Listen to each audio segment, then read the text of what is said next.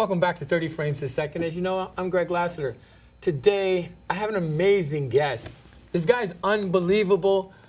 I've always heard about him. He's been friends on my Facebook, and now that I get a chance to interview him, his name is Roy R. Paul. But before we talk to Roy, we're going to introduce his promo to his organization called Sensibility. So don't go anywhere. Check this out.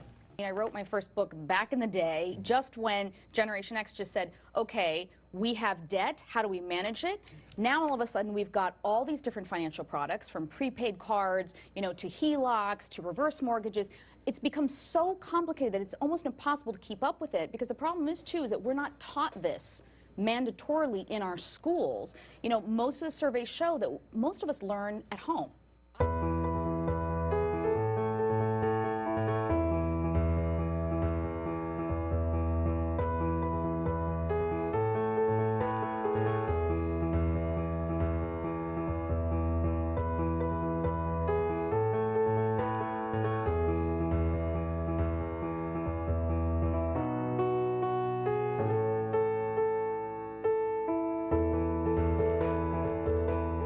This was our first year teaching personal finance and economics, and I thought it was a really great way to almost supplement what our curriculum was, and it turned out to be something that the students could actually hear professionals in their opinion, and they can see like real world experience, because as a teacher there's only so much I can say to a student that they actually retain, but when they see someone that works in finance or works as an accountant or works as a financial planner come into the room and give them real advice, it kind of hits home because it's something that's real to them.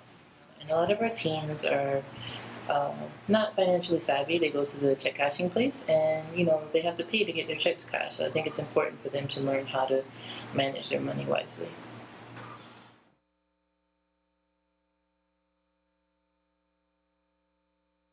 I've done banking for rich people, poor people, all types of people, and I've seen a lot of kids just have absolutely no idea about financial literacy, adults too. And I was looking for a really good program that I can get involved with and that's networked with schools and I can teach the kids.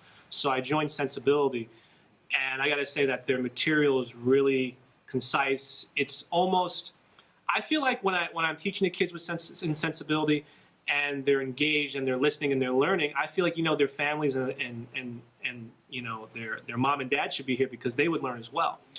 So as a finance student, I came across Sensibility, and I thought, like, what a wonderful way to be able to give what I've learned back to people that were in a situation that I grew up in.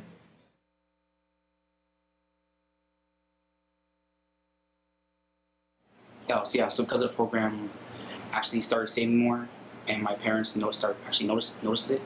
I'm another person who never has any money, or has like maybe a couple of dollars after I just got paid.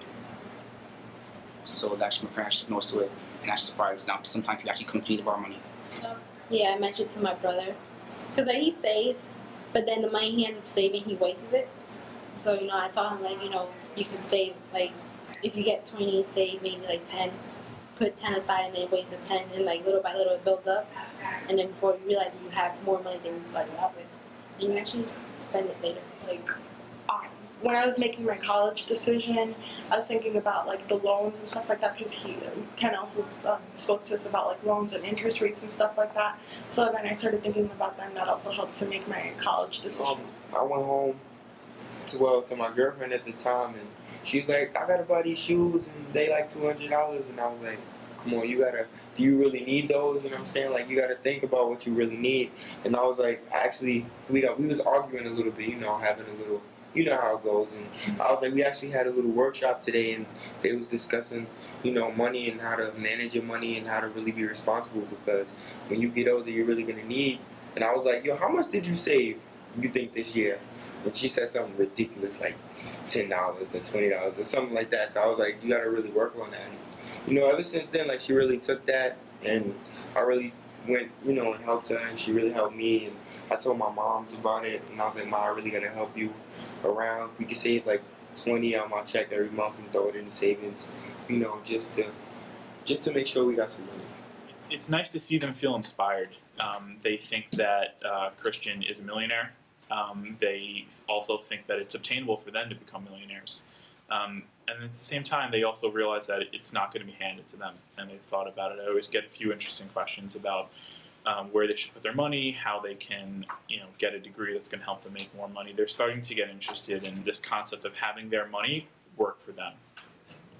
Sensibility is a great program. I get the jitters every time I enter a classroom for the first time, and when I leave, it's that same feeling of excitement and accomplishment when you see somebody really benefit and light up with the things that you're expressing to them and teaching them. It's really fulfilling, and I'm just excited to keep participating in the program. I would definitely recommend Sensibility because it makes a difference to one person. Because they could have this mentality that saving is not that important, but it actually is, because it leads up to the future. So I would definitely recommend it. That's why I'm glad that I took this little workshop we had, because I'm really cautious and careful about the way I spend my money, and now I'm willing to save and willing to encourage other people to save as well. For being here, Roy, what you're doing is so amazing. That not only that you're molding young minds in how to use money, but you could use that. Some adults can use it too, But tell us how Sensibility, how did it all come about? Sure. So Sensibility was founded in 2004. Two students at Harvard Business School got together and realized that within their immediate family and their peers, many of them business students, they really didn't understand how to manage their personal finances. Now, some of them went on to careers in finance, and I'm sure got much more savvier as they went along, but many of them, in some cases, came from pretty wealthy families and had no idea how to manage the money that they had. And so they got together and said, well, if we have friends who don't have the necessary skills, what about young people in particularly poor communities? Mm-hmm. So it started off as an idea in 2002-03, and then they fully incorporated it in 2004. And it really started as sort of a grassroots movement for many years. It was just them two volunteering, their friends volunteering, and Sensibility was the name, but there was really no structure to it. Right. Not until 2008, when we were somewhat adopted by Société Générale, the French bank. And that's when we were getting some serious funding from the bank. We had office space on Park Avenue. We were developing some real meat and structure to the organization. And then from 2008 until I came on board this year, it really was sort of run by a few executive directors here and there with some staff. And so, my hiring, because of my background in education and politics, was really to sort of bring the organization to the next level and to the next phase of what I think the vision is for the organization. So I've been working over the past few months to flesh out that vision and really start making some relationships, some key areas that I think can not just make this a thing, but make it really something that can grow and be sustainable over a period of time. Sure. So Roy, tell us a little bit about your background and what made you become. This is a big deal. You're on Park Avenue. You're running a soon-to-be, I'm sure, Fortune 500 organization.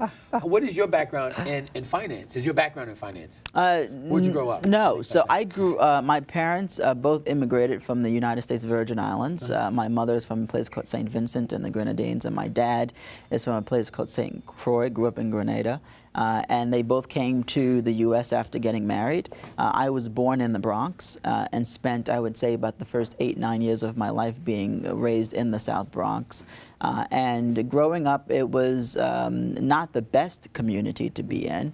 Was surrounded by project housing and people who went to all public schools. Right, sure. And so I grew up in a third-floor walk-up. Mm-hmm. apartment in the South Bronx, and that was around the time when I was in middle school, where the Bloods and the Crips were really sort of claiming their territory, right. In particular the Bronx. And along the route, I had about a 4 or 5 block walk from my house to the elementary school that I went to, PS 93.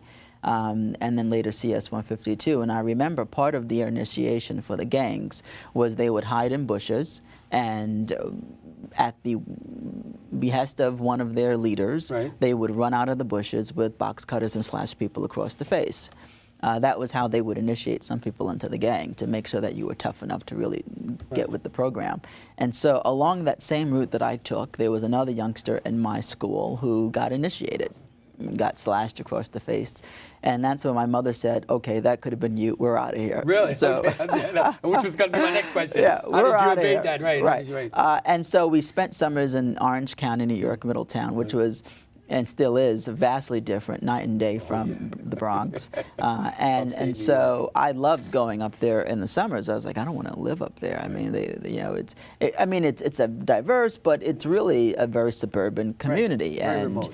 Right, and it's not really urban. You know, there are really no corner bodegas. You have to get in your car and drive to Walmart or somewhere, wherever people go.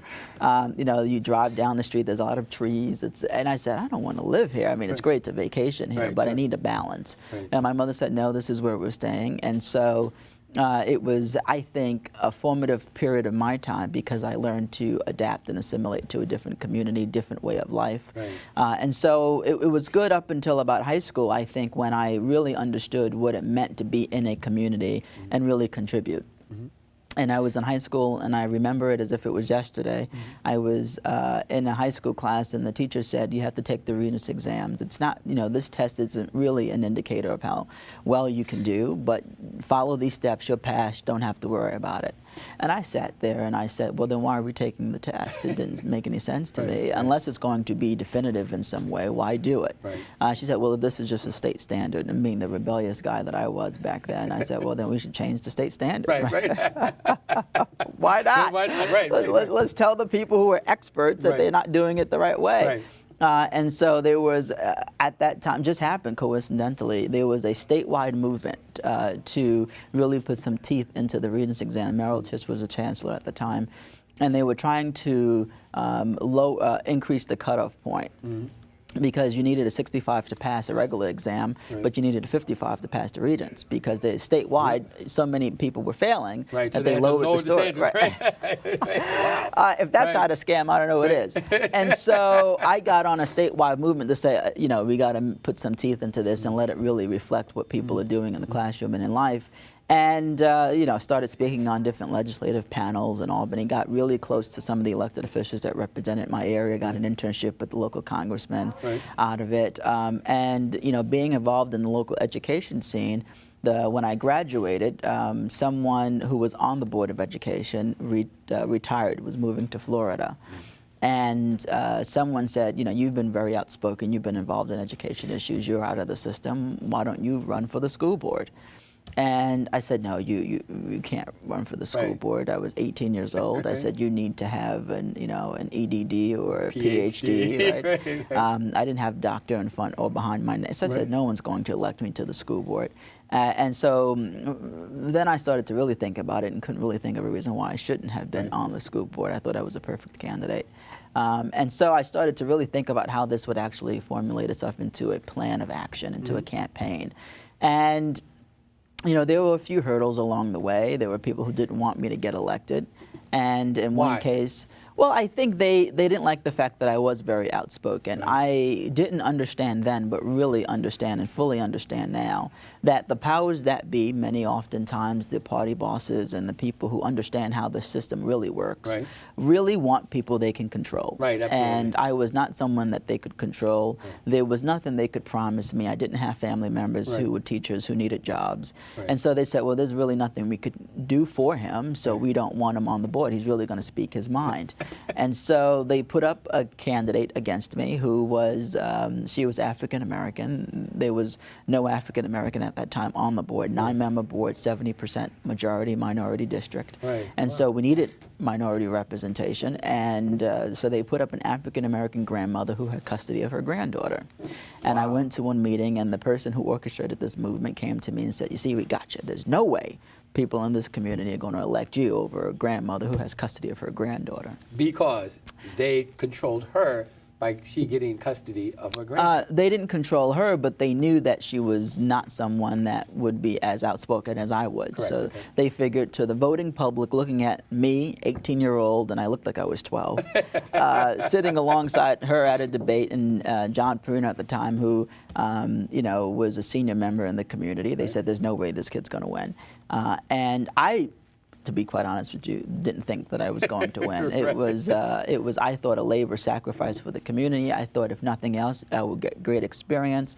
But I really took it seriously. It was about 11,000 eligible voters. It was it was a fairly large group of people who could vote, but really had never been engaged. No one knew what a school board was, what they did, even though it was a high portion of property taxes, which is very much different in how it's balanced in New York City. But upstate, property taxes is really what rules the day. Exactly, and that's controlled by the school board. They set the local property taxes for your school district. And so, they're, in some cases, more important and more crucial than the water bills that you pay and the taxes on your home. Absolutely. So, I was really trying to educate people about that. And maybe some people were flattered that there's 18-year-olds at their door talking to them about the school board. And I really connected with older white women, particularly grandmothers, which is the demographic they thought for sure would go to the grandmother in the race, which is why they put her up. And then on election night, there was all of this brouhaha. They were going to read the results, and they invited everyone to come down, and everyone's supporters were there, and it was going to be a big party. And I didn't go because I thought, why go and lose, and then you have to come up with the way to kind of express that you're not upset that you lost. Right. Sure. When have you're to concede, you're watching the Academy Awards, and they scan the nominees, and they put the camera on their face, and they all have to kind of look happy, and then when the name isn't called, they have to be poised. They have to make it look like they're a team sport. And so I was like, I don't want to do that. And so someone called me that night on election night and said, why aren't you here? And I said, why would I attend something if I know I'm not going to win? And they said, you fool, you won. And so, of course, I run, put some clothes on, get in the car, drive down. Right, sure. And then I walk in like I knew I was going to win the whole time. I was like, yes, thank you.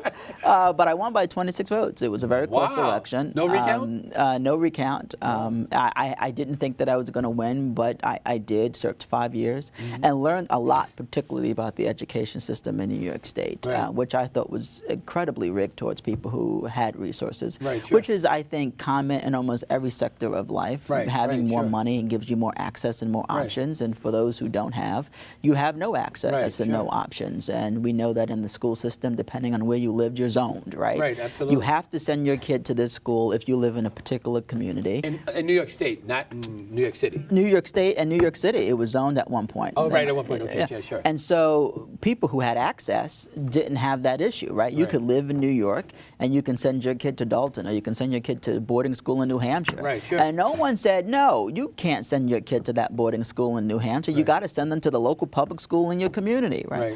So you have money, you have resources, you have lobbying interest, et cetera. And so I really saw my role on that school board as really a connector to people who didn't have access to those who could make decisions, and those were the lawmakers. And so I really understood how important it was to have that relationship. And so learned a lot. We had a $140 million budget. I learned about how to place things out of the budget and how to put things into the budget. Everyone has their pet projects and the things that are important to them, right? And because you have a seat at the table, they need your vote to pass the budget. So they want to make you happy. And so, Mr. Paul, what would you like to see passed? And, and I knew that if, depending on what my interest was and the people who supported me, there were one thing that I could get, and I would go and advocate for that. And I would almost get it, because no one's going to say anything against someone who wants, who they need their vote from. So it's a political system, but I really enjoyed it. We had 2 law firms representing us. I learned how law firms work and how they treat clients. We were building new schools, reconstructing old ones, and learning how that construction process works. Change orders. Robert Moses had a famous saying, once the shovel is in the ground, it is very difficult to cancel a project. So you sign the dotted line, and there's a contract for $50 million, and then all of a sudden things start coming down the pike, and they say, well, we have to do this, and the cost for this went up. But once the shovel is in the ground, you can't say, no, stop the project. We're not paying more more than 50 million because now the shovel is there. The hole has been dug and you've got to fill it, right? And so all the little tricks of the trade, and of course none of that precludes change orders because that's just the way that construction works. So once you understand how it works, you say, well, we're going to sign a contract for 50, but it's really going to be like 60, 65 million, right? So you get used to understanding how it works, lobbying interest, the teachers union, making sure they're happy or making sure they're not happy, depending on which side of the table you wanted to be on. So I learned a great deal from being on that school board. How long was that term? Interestingly enough, when I got elected, they were 5-year terms, and I thought that was an incredibly long period of time. And so I said, we really should lower the length of terms. I was really an advocate for the people having a decision in the process. And I didn't get any support on the board for that. Of course, they all wanted 5-year terms. They wanted to be there as long as they could, and they wanted to run for re-election and be someone who had an incumbency status. And they've been on the board for 5 years, so who wouldn't know them if they were paying attention?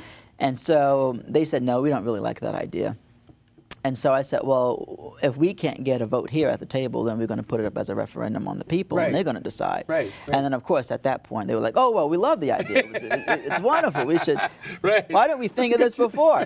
And it was amazing because in private session, when no one was watching, people didn't like the idea. Then public referendum talks happened. The public supported it and approved it. And in public, everyone said, this is a wonderful idea. Congrats. And I said, but you weren't for it. Now you are, right? Because we're in public. I got it. It was your idea. It was my idea. I went to a parent meeting for a group of Hispanics who were parents in the district.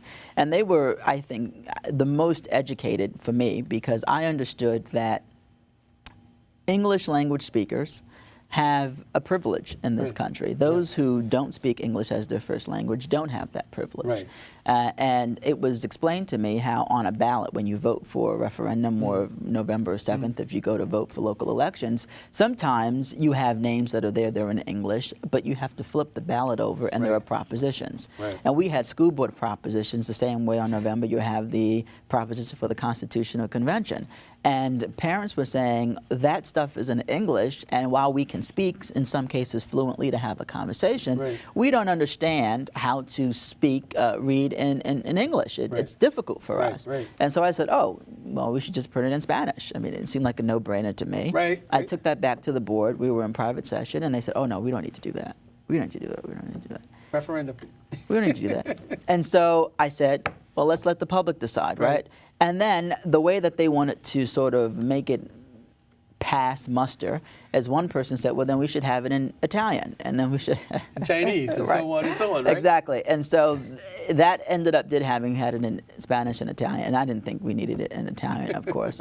But it was their way of saying, well, let's get some, it was nonsense, to be honest with you. But I understood how negotiation works, and I said, if you can't get everything you want, at least get something, and we achieved the goal. And so that's the part of bargaining that's very difficult in the public sector, because you know that in the private sector, this stuff would never happen. The CEO would say, this is what we're doing, and everyone would, but I had a great experience, and after 5 years, I said, this is not something that I want to continue doing. Someone else should do this. But you were good at it. You were great at it.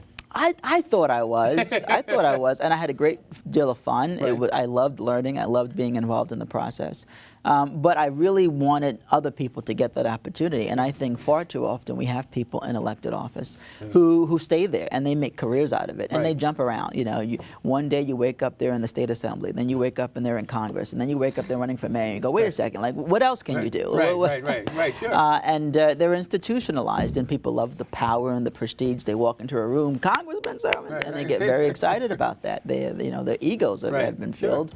And I was never really that type. Now, do I think that there are cases in which there are some people who are better than others at public policy? Absolutely.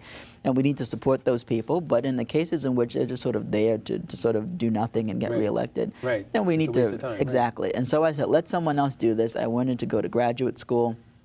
But when I did that, I put an obligatory post on Facebook. After 5 years, it's been wonderful, yada, yada, yada. And a producer at ABC got wind of my story, because when I was elected, I was the youngest African American in the state of New York to get elected to any office. Especially being where you're from, Middletown, that was wasn't a predominantly black community. No, was it? not predominantly black. Orange County, upstate. Yeah, it's very rural. Did very that suburban. run into any kind of an issue when you were running, the race thing? Not when I was running. It came a part of the discussion when I started talking about these initiatives, Right. in particular the Spanish ballot, right? Right. Then people started to say, well, wait a second, then, we didn't know he was going to do that. Right. I mean, we knew he was outspoken, but we didn't know he was going to do that. Change the game. Exactly. So I kind of pushed the envelope, and then I kept pushing because I thought we should all just keep pushing envelopes, sure. right? That's how progress happens. Right. And sometimes you win, sometimes you lose, but at least talk about it and Right. debate and have a conversation. And so, after I decided I wasn't going to run again, went to go to graduate school, and I had a radio show at the New School University. Right. And my media was media and film. That was my major. Right. And I had a great time interviewing people. Again, underestimated. My entire life, I've been underestimated. Right. And I've loved that because I've always been able to exceed Right, people's sure. expectations of me. I went to the producer at the New School Radio, and I said, I want this radio show, online podcast. I think I'll be good at it. Right. And he said, well, who do you think you can get? I didn't have any experience Right. hosting anything, really. I love that. And I said, well, I can get Maya Angelou, and I can get some other people, David Dinkins. And he said, oh, you think you can get those people? And he said, well, put a list together. If you think you can get them, run with it. But, you don't really have an experience in this, so you kind of be learning as you go. And I said, okay, that's fun. But I studied. I loved Ed Bradley and people who were in the Right, media sure. industry. And so I said, I'm going to give this a go. And called Dr. Angelou. She I saw that corrected me. interview. I called to Maya Angelou by accident. It was really an She didn't like accident. that, She didn't right? like that. She said, it's Dr. Angelou. And I said, so sorry. I don't know why I said that. It was a slip of the tongue. I apologize. I'm going to go read all of your poems. And so did that interview and had a great run, at Koch, who I can say, and I don't say this because he's no longer here, but, it wasn't a particularly great interview. He wasn't the nicest interviewee. Right. He's not a nice person. I didn't say that. I didn't say that. I can say that. He's not a nice person. I met him. He's not a nice person. It wasn't the easiest and the smoothest interview, but I won't say that. David Dinkins, who was great, and in fact, I was supposed to interview Jenny Lumet, who was a granddaughter of Lena Horne. Right. And I was telling David Dinkins this because I really wanted to do that. It was every interview had its own name, Right. and the one with Lena Horne was going to name it something after one of her songs, "Stormy Weather." Right, and, right. and it was Great great, song. and I wanted to do it. And so I was telling David Dinkins, I'm having so much trouble with Jenny Lumet, who said she would do it, and then I couldn't get a hold of her. And so he said, well, then I'll do the interview on Lena Horne. I knew her very well, and he had great stories. And this wasn't too long ago, but I believe he was maybe in his late 70s. He's probably early 80s. now, right. And so he was, still lucid and had stories. I mean, called, years ago when she would headline a fundraiser, she was on Broadway. And Right. so I learned all these stories, and I loved that about doing that interview series, and had a great time with it. Sarah Dash from LaBelle, Right, yeah, and absolutely. she's my god aunt, Aunt Sarah, Really? and she talked about the career behind LaBelle and the Right. song and how it all came about, and then the difficulties she had in her life to get to where she is now. Right. So I did that, and then I got an amazing opportunity with ABC to do political commentary. So I did that several times and really honed my skill of being in front of a camera, talking about Sure. different issues on the whim. Right? There were very little, Right. prompting and notes on it, and I really loved it. I said, this is all fascinating, and I grew up wanting to be a lawyer, and then I said, well, I really like this whole broadcasting thing. Right, Maybe I right. should give this a go. And then that didn't really quite work for me because New York is such a terrible market to Right. try to be on television. Right. And ABC was doing hiring. They loved hiring freezes. Everyone loves hiring freezes. I don't know why people love hiring. Just give away the money, Right, right? And right, I always sure. said, take it from Matt Lauer. Right. Just- Or what's his name? The guy who lives down the street from me, Al Roker. Al Roker, right? Oh, they're making millions of dollars and they have hiring freezes. Like, how do you justify that? That doesn't make any sense to Right. me. And so, Ken, again, I was, being controversial. You're not supposed to say that. You Right, of can't course be in not, right. ABC studios and say too loudly that they should take money away from Deborah Roberts. Right? You can't do that. And so, again, I was like, all right, Roy, you're just being too controversial now, too outspoken, which I was used to at that point. And then I got involved in a nonprofit that dealt with young people in the foster care system and the need to adopt older people. Wow. They get at age 18, they'd age out and have nowhere to go. Right. And so I did a lot of government work and outreach work for them. And then I ran for office again. I don't know why I did that. It was a terrible idea in hindsight. I can say that now because it's over. But it was a terrible idea. I had no business doing it. But I learned a lot. And What office did you run for? I ran for the New York State Assembly. Barbara Clark had Right. been in the Assembly for 30 years, and she passed away, unfortunately. And the system couldn't be rigged because the powers that be were hoping that it was going to be a special election. And Right. special elections are the worst, really. Right. Because the party rigged. bosses get together, they nominate a Democrat, and that's the only person who can be a Democrat on the ballot, Right. And so even if you have other people who are great, well-known, people, the masses, go into the booth, they see Democrat next to your name, they vote for you, right? It's instinct. And so it's a traditional way that people have gotten their people into office. And then once you're there, you're an incumbent, it's hard to get you out. And so they couldn't do that. It was going to be an open primary season. And I said, all right, great, I'm going to run, right? And got through the campaign season and seen the ups and downs of that. And I thought that I had a lot of experience running on a school board, being on a school board, but New York City has nothing on Has anywhere. a whole different vibe, right? And you know, there are people who would say to you, you know, Roy, I'm going to support you. I think you're wonderful. Thank you. Get off the phone. A week later, you go to a campaign event, and they're across the street holding a sign for someone else. And I go, wait a second. Did we just talk? Like, what happened? Oh man, I'm so sorry. Someone got to me. I was like, you know what? I was just gonna hang this up. You know, you get on the phone. The union people know what they want to do and who they're gonna support. Right. And you know, you call them up and go, do you have an idea what you're gonna do? No, I have no clue. On Facebook, they're at a campaign event for my opponent. I said, what? I thought you had no idea what you were going to do. But the thing, Greg, is that I would call people out on it, right? That's even better, And right? they hated me for that. It made them so uncomfortable, and I loved it. Because I would call them up, and I would say, wait a second, so you said you were supporting me. I saw you at so-and-so event. And they go, but I had one person, I won't tell you who he is and what union Come on, he Roy, works for. come That'd on. be bad. Come on, tell us, right? That'd be terrible. I called him out on it. I said, you know exactly what you're going to do. You should have told me, blah, blah, blah. And he said, you know what? In 30-something years of doing this, I've never had anyone talk to me like you. I said, well, this Charlie is Rangel. No, it wasn't Charlie Rangel. And I said, well, there's a first time for everything. And I hung up the phone on him. And I bet you he's never had anybody in 30 years hang up the phone on him, right? And so they really weren't used to me, and I didn't really care. Because you had nothing to lose. I had nothing to lose, and I was really running on a reform platform. But we had money, we had support, and they didn't think we were going to raise any money. We did. We came in, I think, second at one point in fundraising. Wow. And so it was a pretty robust campaign, and that's when they really didn't like me. But I had no union support. Right. Wow. You know, I didn't win, but I didn't lose. Right. You got an experience. I got the experience, and I met so many wonderful people. We had helped people during the campaign who had told us we called so-and-so's office. We didn't get any work done, you know, for our issues. There was one block association in Cambria Heights, and they had a vacant property, dilapidated next door. These row homes that were connected together, and they've been trying to work with the bank to get the bank to come board the home up. And they called every office they can think of. No one helped them with this issue.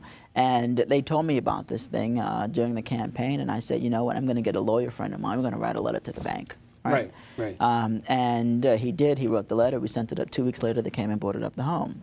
Wow. And they were like, oh, wow, that was quick. Right.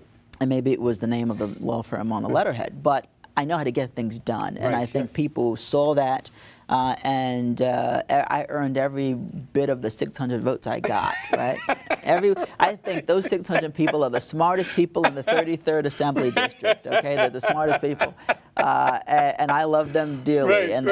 So it was a great experience. And then after the campaign was over, I found myself in a really awkward situation because I had taken a leave of absence, and then I couldn't go back on that. And then I had to find something else to do. So I was doing what a lot of people do in New York. They start throwing out straws, right? You send out blast BCC emails. And, you know, I need a job. I need, you know, the rent's too darn high. Right. And so it was like, I got to pay the rent. And of course, landlords don't care if you don't have the money to pay. If you know, they you want don't their work, money. they want their money, or you leave. And so I couldn't be homeless after running for office. I mean, how does that look? And so it just so happened that Sensibility was looking for a new executive director. And I did some research on the company. Financial literacy and education issues was something that was very passionate to me. I knew about curriculum development. And so I said, this is something that I can take to the next level. They had a good meat of support Right. because of Societe Generale and a couple of things. So I said, this is something that I can work with. And then I networked my way into the role. They had been conducting a hiring search for several months, and I saw who the chair of the board was, and on Facebook she knew someone that I knew, and I called him and I said, help 6 connect degrees. me. Yeah, I was like, Right. you know, just network this. And I think they were impressed by that. Right. Because they really needed someone who knew how to sort of pull themselves up by the bootstraps. I'm not trying to sound like Obama, but really understand how to take something that, you know, that has a good skeleton and put some meat on the bones. Sure. So let me ask you, what is your vision for Sensibility now? Now you're that man in charge. Now you can take that any direction you want. Right. What is your vision? Well, I'm really focused on development because I think that the way organizations grow is by having more resources, and those resources come from people having some skin in the game. Right. And for a long time, we were having partnerships with people with the organization that didn't pay. Really? And so, you know, we had corporate sponsors. Well, what was the point then? All of the people that we service, they don't pay. It's all free for the host sites, YMCA. But we had corporate sponsors that were, you know, having us send students over, do field trips, and they weren't paying. And sort of like trial testing out phases, which I think is ridiculous. Yeah, it's crazy. And so we had to really restructure the way that we operated, and we want bank sponsors, we want corporate sponsors. That's how we survive. And you want people to pay. We want people to pay for the Right. services that we're providing outside of the host sites. You know, Right. the YMCA's, you know, the people that we're going to connect with, Right. they don't pay, the students don't pay. So somebody has to pay for it to work, Right. besides corporate sponsorship. Exactly. Because if you got a partnership with someone, it's not really a partnership if you're not putting in. Right, and so, you know, we had a contract relationship with DYCD, so we're trying to negotiate that to get more money from, you know, they have the agency money. Sure. And so, you know, hopefully connecting with some other agencies in the city, look at some private foundations and some, you know, getting some corporate support. So we really want to focus on development from the top end of things. And, you know, on the bottom end, we want the services to be free. We want the kids to get the services that they need. We want the host sites, the YMCA's, the, you know, Boys and Girls Club. We want them to be able to continue to provide this free so that they don't have to pay. But there are people at the top who can pay, and they have a lot of money to give, and we want to get some of that money. Right. You know, but there's a critical need for this service, financial literacy, because through our 8 models, we start off with goal setting and, you know, how to, you know, budget your finances. But we're really talking, get up to some critical things like, you know, investing on the stock market, planning for your future. Sure. And I didn't realize how important it was until I went to one of these sites myself. Right. I went to Bushwick, Brooklyn, and I went to this school, and there were a group of high school students, and they were talking about investing money and budgeting. And this was a 10th grade class, right? So they, you know, they're not toddlers. They have an idea of money. Teenagers, yeah. They have an idea, a sense of money. And after taxes, you get $3,000 if you make $50,000 a year to budget. Right. And we talk about the 50-30-20 rule. Right. 50% of what you really need, and then, you know, 30 and 20%, 30% on what you want, and then 20% you save it. You just put it right in the bank. Sure, sure. And so I said to them, out of $3,000, how much do you think you need for an apartment to pay rent? And one kid raised his hand and said, you need $1,200. You need about $1,200. Okay. And I thought that was somewhat reasonable. I mean, you may get a shoebox, but you know, it may not be in Manhattan, but right. But it's something, and you know, maybe you have rent stabilization or something. Rent control. Right. Sure. Empower it to the people. But there was this one kid in the back who said, you only need $170. And I was stunned, and I said, where'd you get that from? And he said, you only need $170. I know that's what my grandmother pays. She's on Section 8.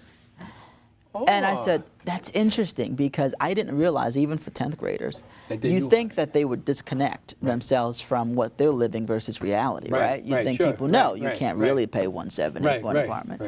But it was the mentality of some young people who do believe that because in some cases they come from a generation of welfare, that, you know, grandma has a Section 8 apartment and, you know, mom can be on Section, so I can get on the program and pay that much.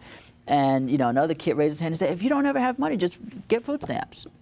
Wow, that's interesting. And he said that so flippantly, just go and apply for food stamps. You know, wow. And you start to really understand how important it is for this kind of program. And we had a training session for new volunteers yesterday. And I went because we're doing a lot of training and development. And we had someone talk about their personal experiences, why they want to volunteer with this organization. And she said, I grew up in a home where we were on Section 8. And my mother told me when I was old enough to work that I couldn't make too much money because it would disqualify her from the program. Wow. Now, that leads me to this next question. Does your organization try to get them out of that mindset? That's exactly what we do. Right. And we, we're DYCD, Department of Youth and Community Development, have gotten really smart and trying to connect family and parental engagement into the curriculum. And so we're revamping it to really meet the standards that DOE really has, because we want the young people to understand that even though you may have this sort of circumstance in your home, we really want to open up your eyes and your mentality to what the world looks like. Sure. And New York is a particular beast when it comes to that, because of course what you can find in Kansas or Wyoming times it by 4, and that's what you're paying in New York. That's right. And so $50,000 here is nothing compared to what it would be in Nashville, Tennessee. Right, correct. Right. So we try to get them to understand that even if you make good money, you really have to know what you're doing with it, because if you don't, you're going to spend it on things you don't need. Right. And things that eventually don't bring any value to your life, right? So which leads me to this. Then you have to explain, not only to kids, but I think to people, adults, the difference between being rich, and being wealthy. I think that would go a long way. Do you teach kids the difference? Kids, I want to be rich. And some kids, I want to be wealthy. But they have to know the difference between the two. Right. You guys teach them that? We do, and that's why we talk about stocks and investments, because a lot of people don't understand, even compounding interest, a lot of people don't understand that your money grows over a period of time. You should let it work for you. Right. And those very basic concepts that a lot of people who have that kind of knowledge know. Right. Others don't. I remember when I was growing up, and my mother won't like the story, I should use her. But she used to always tell me that, Caucasians would wear busted up sneakers forever, right? And African Americans got to go and run and get the new pair of Jordans. That's right. And do you really need that, right? Can you get Skechers or Nike or something else that's not expensive? Hundreds of dollars on sneakers. Right. I used to have a friend growing up who had a collection of Jordans, and they were hundreds of dollars a pair for one pair, right? Right. And you add that up and you go, wow, you could have taken your family out of the projects. Right, exactly. But that's the mentality. Right. It's the mentality that they've got to have the Jordan sneakers, right? Right. They're driving a hoopty lemon, but they've got to have the Jordan sneakers. And you start to really connect them to what they really want and what they really need. Right. And then you start asking questions. People want to be educated. If you stand in front of a classroom of people, not just young people, and you say, raise your hand if you love money. Right. They all do that. Right. Everybody loves money. Right, sure. Raise your hand if you know how to spend your money. Sort of kind of. It kind of goes up. Right. Raise your hand if you know how to invest your money, right? Nobody. And then one thing that I learned, because I grew up in an African American Baptist church all my life, Right. There is a huge disconnect between life insurance and African American families. That's right. And people say to themselves, I don't believe in life insurance. In fact, my mother has a friend who doesn't have life insurance, doesn't believe in it. And he said, you spend all your life saving, putting money into this pot, and then, by the time you die, you just gave them more than you get. Right. And in some cases, that's true. Right. But in most cases, when that happens and you pay more money than you get back when you die, you haven't saved up that money anyway. Right. That money would have went to other things, and That's your exactly bank account is still at zero. Right. And now your family has to come to the table and start begging people. I can't tell you how many times we've got calls growing up with this person who needed money to help bury somebody, and this person who needed money to help. Right. And you sit It's there. prevalent in the black family. It's Still, to this day. absolutely prevalent Right. in the black family. And so whenever I'm in a room and I connect with the African American volunteers, sure. and they know, and I say, let's talk about things that aren't in our curriculum. Right. But understanding that these are things that absolutely impact our communities. Absolutely. We're trying to get, really diversify the pool of the people that are instructors with their backgrounds and with their interests, because we want the kids to really relate to the people Right, who are sure. doing these instructions. I really think that this work is absolutely needed and critical, and people walk away, and we encourage them to have a conversation with the parents about it. And that's another thing, Roy. Will it ever progress to you guys sensibility going from teaching the kids, because it's kind of hard for a kid to go back and say, Mom, Dad, this is what I learned. Maybe you should practice that. You know how African Americans, and I'm not saying all, but you know how some African American parents get. You don't think you know more than me. Would it ever be to a point where you would bring in the people of color, the parents, to show them how to manage their money? Right, I think that's probably more of a long-term conversation, and I think that the more I do research on the development side with grants, et cetera, community development, there is money out there for that, and so that's a conversation about how we want to sort of change the mission that we have as an organization, if we want to do that. Right. We haven't had that conversation yet, but I will tell you that the biggest issue that I've seen with parents in particular about these issues is they don't want to admit that they don't know. Right. Right. And I say to them, and I love talking about this issue when it comes to financial pride, because I love people who can admit that they don't know what they're doing. I love absolutely. that. And I did a newspaper article for some online publication who asked my advice about something. And I said, the best thing you can do is admit to yourself that you really have no clue what you're doing. Right. And It's a start. there are people around you, even if you don't realize it, who would help you if you asked. People, if you have a bank account. Right.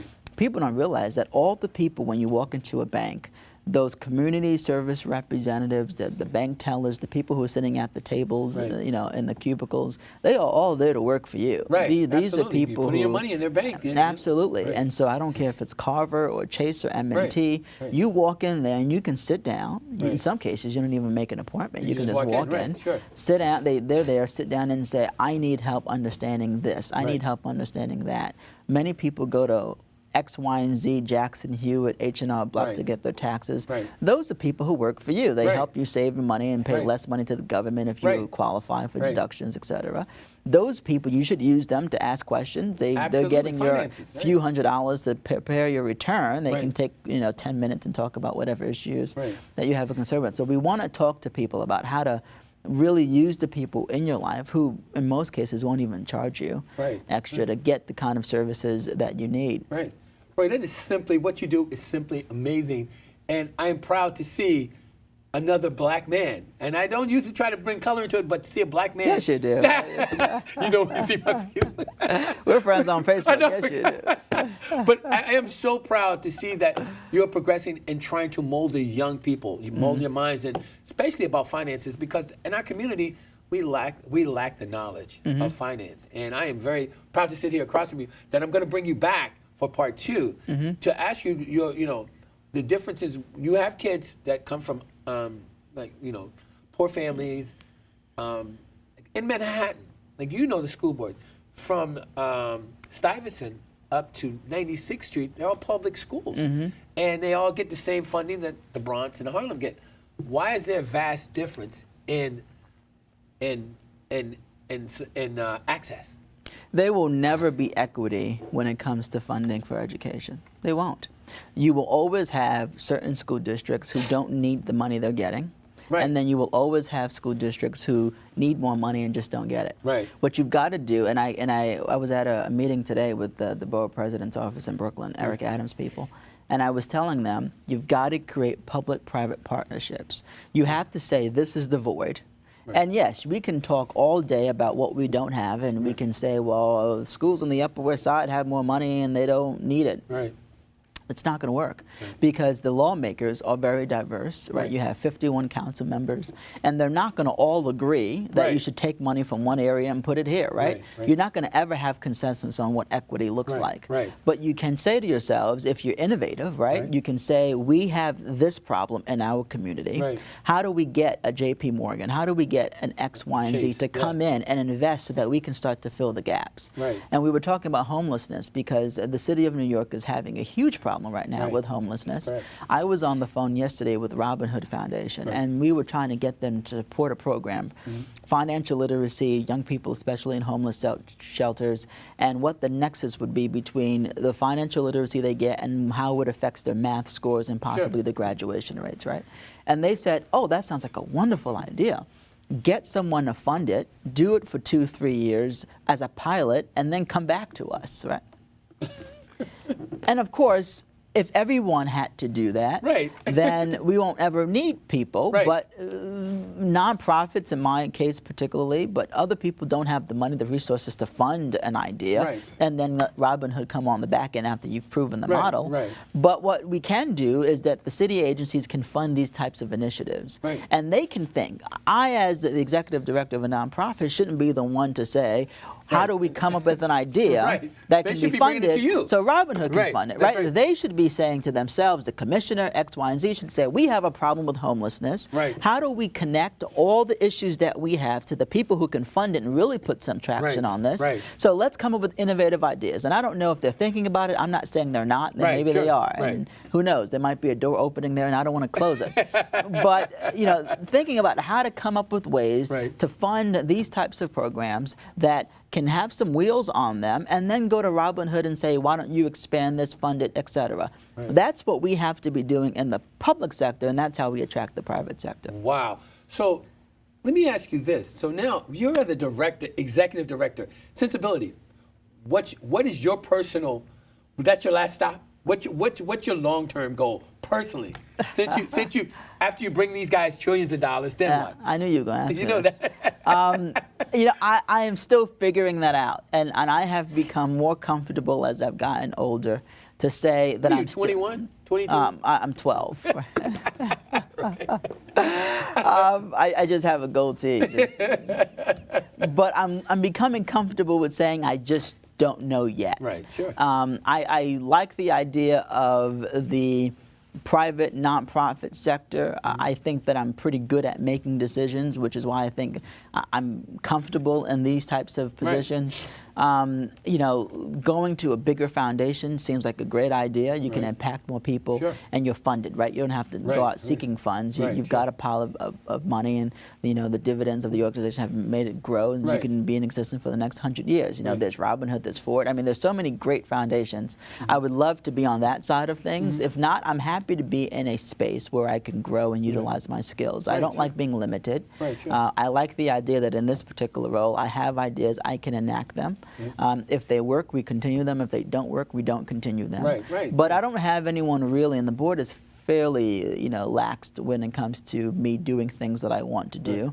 And so I don't feel like I'm being challenged with my decisions. Okay, So good. I'm happy where I'm at. I would like to continue that on a grander scale, Right. depending on whatever opportunities open up. Sure. But that may also mean that I take Sensibility to a place where it's comfortable and it grows. And Becomes wealthy. I may just stay here. Right. So are you the major fundraiser for Sensibility now? I am the chief fundraiser, Chief right? fundraiser. Right, So because you're out every night, hobnobbing, absolutely, and shaking hands. it's like. Well, it's better than a campaign for public office. sure. But I'm running for an idea. I'm running for a premise that people can buy into. And we just happen to be lucky enough to be in the financial literacy space. Right. And so the people who have the money, the banks in Right. particular, the financial institutions, the hedge funds, they want to give back Right. to an organization that's helping young people in particular in the industry that they live in, right? This is Right. how they make their money. And so they can say, yeah, we can take some of our profit and invest it in something like this. Wow. So what is your biggest opposition? What would be your biggest wall that you have to overcome in doing that? Well, I think whenever you're getting funding from people, if you seem to be stable, people like that, and in some cases, they don't like that. Right. Some people look at you and say, well, you're supported by Societe Generale. Your office is on Park Avenue. Right. You got money. You don't need any money from us. and that's not the case. I mean, we have operating expenses that get covered because, we don't have a lot of overhead because, we were using the space. We get all of our printing, et cetera. We have minimal expenses when it comes to output, but we want to grow. We want to expand beyond what Societe Generale has Right. given us. There are other cities in different states. We can go to New Jersey. We can go to Chicago. We can go to Washington, D.C., Do you Los see yourself Angeles. doing that? Do you see yourself? You see Sensibility being in other states like I suspect, Detroit, I Chicago? suspect that at least within the next 2 to 3 years, we will be in at least one other city. Would you be the executive director there, or you guys would be the parent? We would be the parent. I would be the executive director, and I suspect we would have regional directors. Regional directors, that's who will what I be in those cities or states doing that Wow, work. wow. Yeah. I see we're run out of time. Roy. Really? That's it? That's it. Was Hey, that look- an hour? Look, Roy, you know what's going to happen? This is probably one of the best interviews, if not the best interview. Oh, you're just I've done. saying No, I'm that. not. Besides Nat, of course, Nat. But I want you to come back. Okay. If not this year, the beginning of the year, so we Happy can to talk do it. more. Yeah. Tell us how people can get a hold of Sensibility. Google Sensibility, CENTS Ability. Our website is there. Financial Literacy New York. We're the first ones that pop up thanks to Wow. Google AdWords. So how's it going to work on Park Avenue? Does the car pick you up, Roy? The car doesn't pick you up, Roy? The Come on. car doesn't pick me up. I will tell you that it looks great, from the outside until you walk in and you realize you're not making millions of dollars like the other people in the elevator, right? Okay, guys. Roy, thank you so much. Thank you. Guys, this has been a great show. I want to thank everybody for watching us. My guest today was Roy R. Paul. He's the man at Sensibility, Executive Director. We'll be back next week. Remember this, shoot for the moon. If you miss, you're still among the stars. And I'm your host, Greg Lassiter. Talk to you soon.